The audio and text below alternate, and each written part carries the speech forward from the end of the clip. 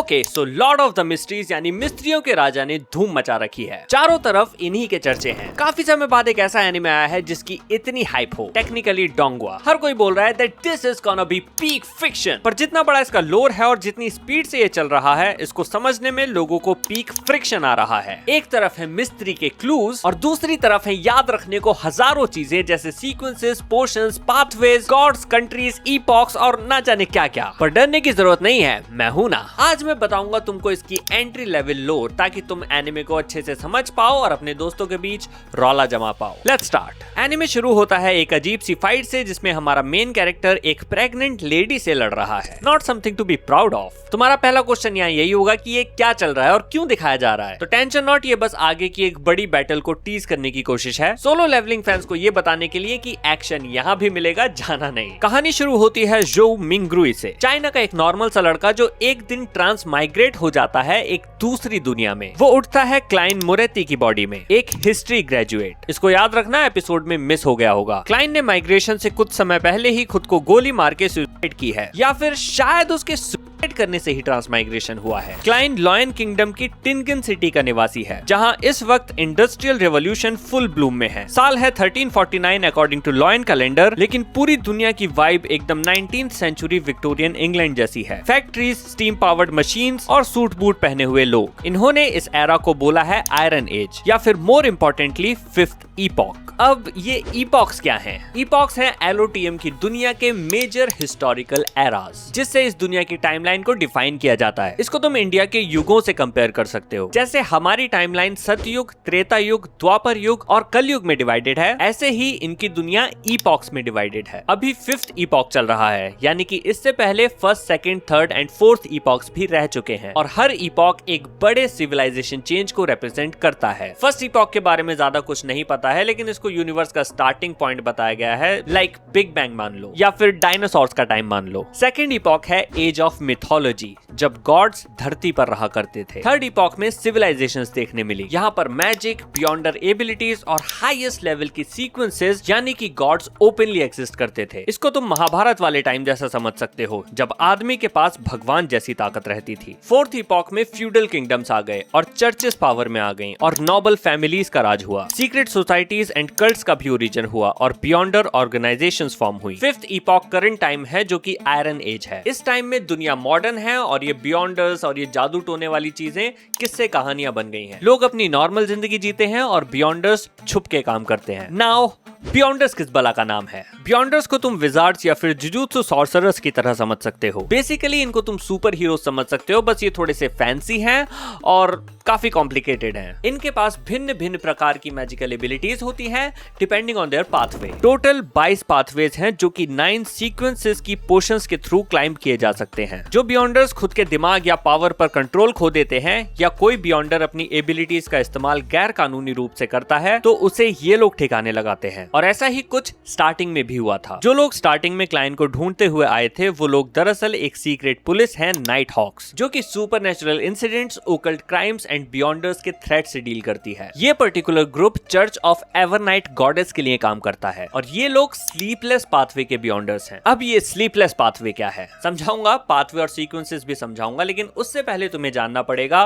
God's के बारे में। लॉयन किंगडम में हमें 5 मेजर चर्चेस देखने मिलती हैं, जो कि अलग अलग गॉड्स को डेडिकेटेड हैं। ये गॉड्स हैं Earth Mother, Lord of Storms, Lord of Steam and Machinery, Lord of Knowledge and Wisdom and Evernight Goddess. ये चर्चेस पूरे किंगडम में occult and supernatural related activities पर नजर रखती हैं। हर चर्च के पास अपने बियॉन्डर्स होते हैं, जो कि अलग अलग पाथवेज की अलग अलग सीक्वेंसेस पर काम कर रहे होते हैं।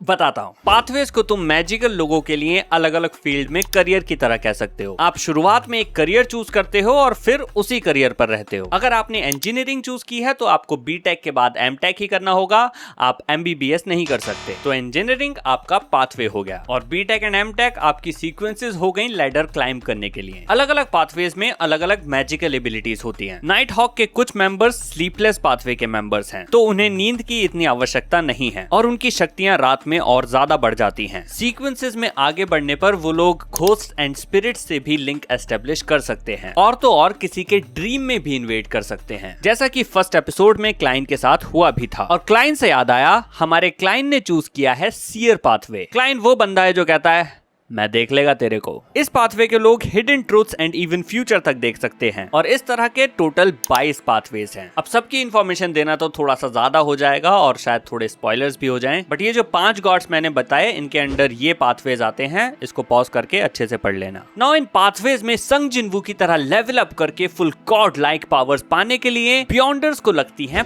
पोशंस। इन पोशंस के सीक्वेंसेस होते हैं। लोएस्ट सीक्वेंस है 9 और हाईएस्ट मत ही जाओ, स्पॉइलर हो जाएगा। लेकिन जितने कम नंबर की सीक्वेंस होगी उसकी पावर्स उतनी ही ज्यादा होंगी और सीक्वेंस 1 तक पहुंचने के बाद तो शायद क्लाइन संग जिनवू को भी पटक दे। नाउ ये पोशंस घोड़े के लो या गधे की कहां से आती हैं मुझे नहीं पता, लेकिन एक बात जरूर है, पोशंस लेना है बहुत रिस्की। हर पोशन तुम्हारे अंदर एक डिवाइन कैरेक्टरिस्टिक इंजेक्ट करती है और अगर तुम उस पोशन को ना झेल पाए तो तुम पागल हो जाओगे और त्राहिमाम मचाने लगोगे और फिर दूसरे बियॉन्डर्स आएंगे तुमको ठिकाने लगाने। रिस्की करना तो वैसे बीटेक भी है, पागल तो लोग वहां भी हो जाते हैं। सीक्वेंस में प्रमोशन के दौरान आपके दिमाग के पर चक्के ना उड़ जाएं, उसके लिए भी एक जुगाड़ है जिसका नाम है एक्टिंग मेथड और इसको बनाया था किंग रोजेल ने। ये बंदा भी मॉडर्न चाइना से ही ट्रांसमाइग्रेट हुआ है क्लाइन की तरह और उसने ही इंडस्ट्रियल रेवोल्यूशन की नींव रखी है। बहुत बार इसको ऑलरेडी हिंट किया जा चुका है शुरू के 2 एपिसोड्स में ही और आगे और भी रिवील्स आएंगे। जैसे ही तुम कोई पोशन लेते हो तो उस सीक्वेंस के ट्रेड्स तुम पर हावी होने लगते हैं। तुम खुद के माइंड पर कंट्रोल ना खो दो, उसके लिए तुम्हें एक्टिंग करनी पड़ती है, मतलब fake it till you make it. For example seer pathway की 8th नंबर की सीक्वेंस है क्लाउन। उसे कंज्यूम करने के बाद या तो तुम्हें किसी लड़की से अपना कटवाना पड़ेगा या फिर हिसोका की तरह बच्चों के पीछे पागल होना पड़ेगा, वरना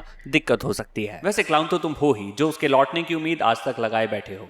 वापस से स्टोरी पर आ जाते हैं। इफ यू मिस्ड इट तो क्लाइन जब उठता है तो वो डिस्कवर करता है कि वो एक हिस्टोरियन है और प्रोफिशिएंट है एंशिएंट फेसेक और हर्मीस में। हर्मीस एक एंशिएंट लैंग्वेज है जिसको रिचुअल्स एंड प्रेयर्स में यूज किया जाता है, जैसे इंडिया में मंत्र वगैरह संस्कृत में होते हैं। और एंशिएंट फेसेक एक ऐसी लैंग्वेज है जिससे मॉडर्न डे की बहुत सारी लैंग्वेजेस डिराइव्ड हैं नॉर्दर्न कॉन्टिनेंट की। अब नॉर्दर्न कॉन्टिनेंट का भी बताना पड़ेगा। आओ छोटा सा ज्योग्राफी लेसन भी ले लो। एलओटीएम की दुनिया डिवाइडेड है मेजरली 4 सेक्शंस में। लेफ्ट में है हमारे पास वेस्टर्न कॉन्टिनेंट जो कि मोस्टली अननोन एरिया है। राइट में है फोर्सेकन लैंड ऑफ द गॉड्स। क्या वहां पर गॉड्स रहते हैं?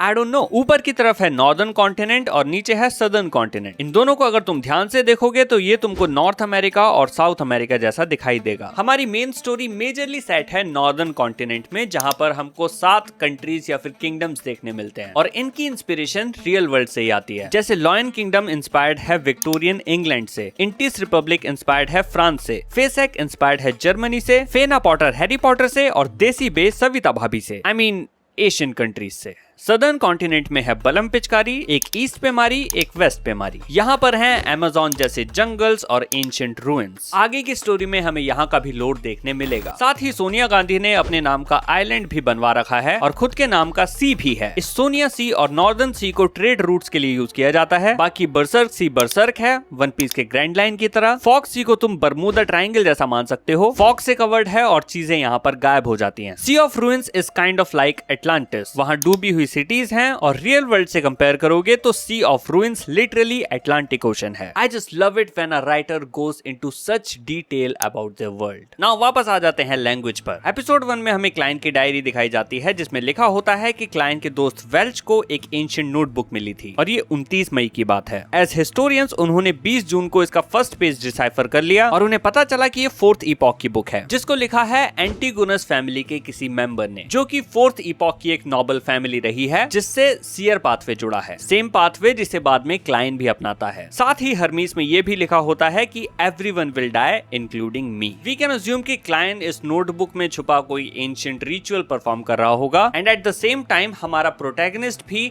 एक लक एनहांसमेंट रिचुअल परफॉर्म कर रहा था और ये दोनों ही रिचुअल्स जुड़े हुए हो सकते हैं ट्रांसमाइग्रेशन से, इवन सेम भी हो सकते हैं, आई डोंट नो। इस उम्मीद में कि वो उसी लक एनहांसमेंट रिचुअल को परफॉर्म करके अपनी दुनिया में वापस लौट सकता है, वो उसको परफॉर्म करने की कोशिश करता है पर अपनी दुनिया में पहुंचने के बजाय वो आ टपकता है ग्रे फॉग में। नाउ ग्रे फॉग कोई फिजिकल जगह नहीं है, ये एक अलग स्पिरिचुअल डायमेंशन है। इस स्पेस में क्लाइन अपनी फिजिकल बॉडी से अलग हो जाता है और वो यहाँ पर कुछ लोगों को इनवाइट भी कर लेता है गलती से, लेकिन क्लाइन यहाँ पर अपना सर्वश्रेष्ठ जादू दिखाता है पत्थरों का महल तैयार करके। Lord of the Mystery for a reason. Mystery ji अपना महल बना के खुद को यहाँ का रूलर बताते हैं। नाम एक टैरेट कार्ड से इंस्पायर्ड है, मिस्टर फूल। बाकी दो लोगों के थ्रू वो इस वर्ल्ड को समझने की कोशिश करता है और इन्फॉर्मेशन का फ्लो बना रहे, इसके लिए वो लोग हर मंडे 3 बजे मिलने का डिसाइड करते हैं। फिलहाल इस जगह के बारे में इतना ही, कहानी जब इस पर और एक्सपेंड करेगी तो और भी बात कर लेंगे। नाउ टू समराइज, एलओटीएम की दुनिया में 22 पाथवेज हैं गॉड बनने के, जिसको पाथ ऑफ द डिवाइन भी कहा जाता है, और हर पाथवे की अपनी अपनी अलग अलग सीक्वेंसेस होती हैं, और इन पाथवेज को दुनिया के मेजर चर्चेस कंट्रोल करते हैं। हर पोर्शन के साथ आपके एल लगने के पूरे चांसेस हैं, जिससे बचने के लिए आपको एक्टिंग मेथड यूज करना पड़ता है, जिसको किंग रोजेल ने बनाया था, और इस मेथड में तुमको अपने पावर्स के अकॉर्डिंग एक्टिंग करनी होती है। तो आज की क्लास के लिए इतना ही, मिलते हैं अगली क्लास में एक नए टॉपिक के साथ। अगर किसी विद्यार्थी के पास इस टॉपिक के बारे में और नॉलेज है तो कमेंट्स में उसका प्रदर्शन करना ना भूलें। वीडियो किसी काम आया तो लाइक कर देना, और लाइक के बाद हाइप भी कर देना। Let's push this video into those top 100। Till then, bye bye, take care, I will see you in the next one.